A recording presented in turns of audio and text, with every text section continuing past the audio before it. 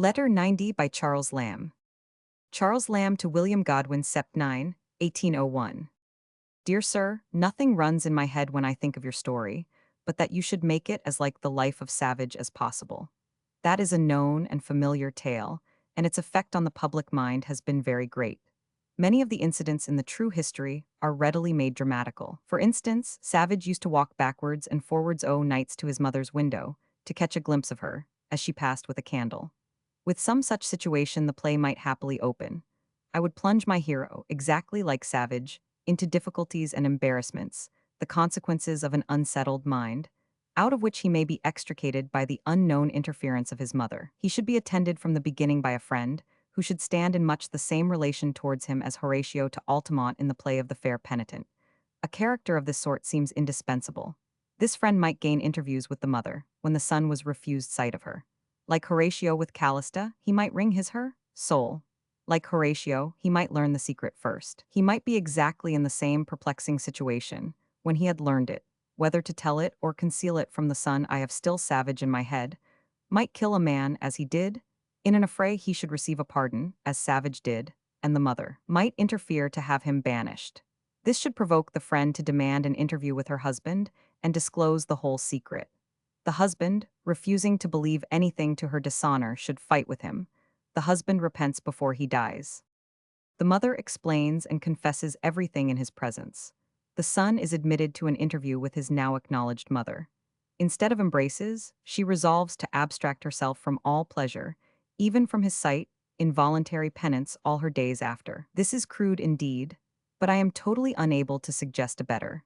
I am the worst hand in the world at a plot.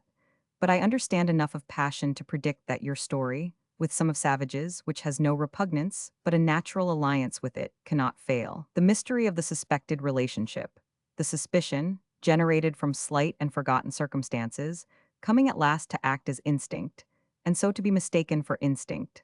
The son's unceasing pursuit and throwing of himself in his mother's way, something like Falkland's eternal persecution of Williams.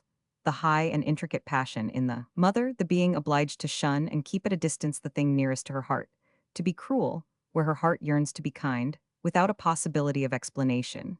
You have the power of life and death and the hearts of your auditors in your hands.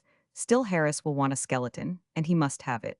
I can only put in some sorry hints. The discovery to the son's friend may take place not before the 3D act, in some such way as this. The mother may cross the street. He may point her out to some gay companion of his as the beauty of Leghorn, the pattern for wives, and C. His companion, who is an Englishman, laughs at his mistake and knows her to have been the famous Nancy Dawson, or anyone else who captivated the English king. Some such way seems dramatic and speaks to the eye. The audience will enter into the friend's surprise and into the perplexity of his situation. These ocular scenes are so many great landmarks, rememberable headlands and lighthouses in the voyage. Macbeth's witch has a good advice to a tragic writer, what to do with his spectator. Show his eyes and grieve his heart. The most difficult thing seems to be what to do with the husband. You will not make him jealous of his own son. That is a stale and an unpleasant trick in Douglas, etc. Can't you keep him out of the way till you want him, as the husband of Isabella is conveniently sent off till his cue comes? There will be story enough without him, and he will only puzzle all. Catastrophes are worst of all. Mine is most stupid. I only propose it to fulfill my engagement, not in hopes to convert you.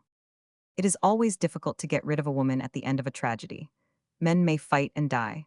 A woman must either take poison, which is a nasty trick, or go mad, which is not fit to be shown, or retire, which is poor. Only retiring is most reputable. I am sorry I can furnish you no better, but I find it extremely difficult to settle my thoughts upon anything but the scene before me. When I am from home so seldom. If the least hint crosses me, I will write again, and I very much wish to read your plan if you could abridge and send it. In this little scrawl you must take the will for the deed, for I most sincerely wish success to your play. Farewell. This and the letter that follows it contain Lamb's suggestions for Godwin's play Falconer, upon which he was now meditating, but which was not performed until 1807. Lamb wrote the prologue, a poem in praise of Defoe, since it was in Roxana, or at least in one edition of it, that the counterpart to or portion of Godwin's plot is found. There, however, the central figure is a daughter, not a son. See the letters to Walter Wilson. Mr. Swinburne, in the little article to which I have already alluded, says of this and the following letter: several of Lamb's suggestions, in spite of his own modest disclaimer, I am the worst hand in the world at a plot, seem to me, especially as coming from the author of a tragedy memorable alike for sweetness of moral emotion and emptiness of theatrical subject, worthy of note for the instinctive intuition of high dramatic effect implied in their rough and rapid outlines. Richard Savage, the poet, whose life Johnson wrote, claimed to be the illegitimate son of Lady Macclesfield by Lord Rivers. Savage killed Sinclair in a tavern quarrel in 1727 and was condemned to death. His pardon was obtained by the Countess of Hertford.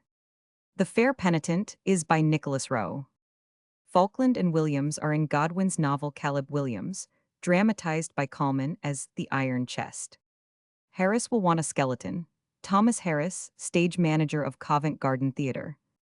Nancy Dawson, 1730, minus 1767, the famous dancer and bona roba. Douglas Holmes Tragedy. The husband of Isabella, in Southern's Fatal Marriage.